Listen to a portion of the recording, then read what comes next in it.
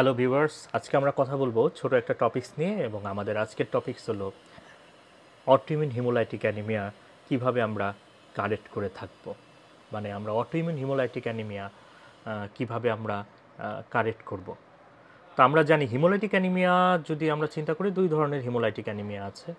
একটা হলো congenital haemolytic anaemia আর একটা হলো অ্যাকুয়ার্ড হিমোলাইটিক অ্যানিমিয়া। তো কনজেনিটাল হিমোলাইটিক অ্যানিমিয়া যেটা আছে লাইক থ্যালাসেমিয়া, তারপরে অন্য যে হিমোলাইটিক ডিজিজ আছে যেমন হেরিডিটারি স্পেরোসাইটোসিস, এগুলো আমরা ট্রান্সফিউশন দিয়ে কারেক্ট করতে পারবো।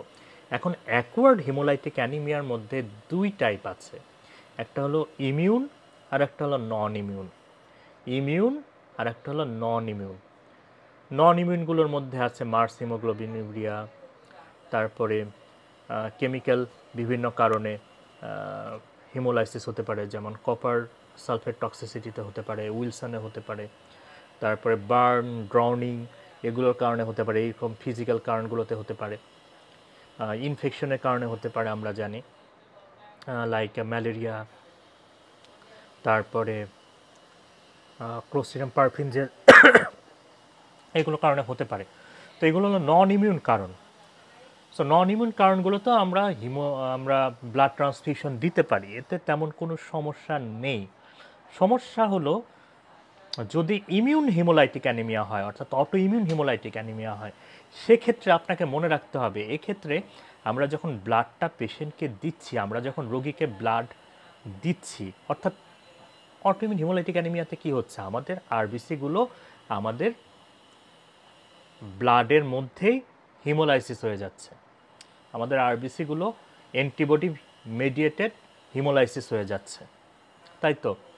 তার মানে যখন হিমোলাইসিস হচ্ছে অ্যান্টিবডি মেডিয়েটেড, আমাদের নিজের ইমিউন সিস্টেম যখন এই আরবিসিগুলোর এগেনস্টে অ্যান্টিবডি তৈরি করতেছে এবং সেগুলো দিয়ে যখন হিমোলাইসিস হয়ে যাচ্ছে, সো আস্তে আস্তে কিন্তু হিমোগ্লোবিন লেভেলটা কমে আসছে এই ক্ষেত্রে।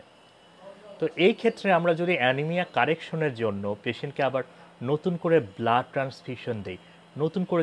ট্রান্সফিউশন দিই, তাহলে কি হবে? ওই যে বলে যাহা লাও তাহাই কদু, নতুন করে ব্লাড আপনি দিতে থাকবেন, তত এই ব্লাডগুলো আবার আমার বডির যে ইমিউন সিস্টেম আছে অ্যান্টিবডি তৈরি করে সেটা ব্রেকডাউন করে ফেলবে। সো নতুন ব্লাড দিলে অটোইমিউন হিমোলাইটিক অ্যানিমিয়ার পেশেন্টে তেমন কোনো চেঞ্জ পাওয়া যাবে না। সো এক্ষেত্রে ট্রিটমেন্ট অপশন কী হবে? এক্ষেত্রে আমাদের মেইন ট্রিটমেন্ট অপশন হবে হলো what is causing this haemolysis, আমাদের ইমিউন সিস্টেম। সো আমাদের ইমিউন সিস্টেমকে আগে কাম অ্যান্ড কোয়াইট করতে হবে। আমরা আমাদের ইমিউন সিস্টেমকে কাম অ্যান্ড কোয়াইট করতে পারবো কীভাবে? আমাদের স্টেরয়েড ইউজ করতে হবে। স্টেরয়েড ইউজ করার পরেও যদি মনে হয় হাই ডোজে স্টেরয়েড ইউজ করবো, আমরা স্টেরয়েড ইউজ করার পরেও যদি আমাদের মনে হয় স্টিল নাও হিমোলাইসিস চলছে, সেক্ষেত্রে আমাদের ইভেন ইমিউনোসাপ্রেসিভ এজেন্ট ইউজ করতে হতে পারে, যেমন অ্যাজাথিওপ্রাইন আর সাইক্লোফসফামাইড, ইভেন সাইক্লোফসফামাইড পর্যন্ত ইউজ করা যায়, আমরা অ্যাজাথিওপ্রাইন ইউজ করতে পারি। সো মেইনলি ট্রিটমেন্ট অপশন হলো স্টেরয়েড এবং ইমিউনোসাপ্রেসেন্ট। সো আমরা মনে রাখলাম যে অটোইমিউন হিমোলাইটিক অ্যানিমিয়ার ট্রিটমেন্ট কিন্তু ব্লাড ট্রান্সফিউশন না, এটার ট্রিটমেন্ট হলো স্টেরয়েড এবং ইমিউন সাপ্রেসেন্ট। ওকে, সবাই ভালো থাকবেন, থ্যাংক ইউ।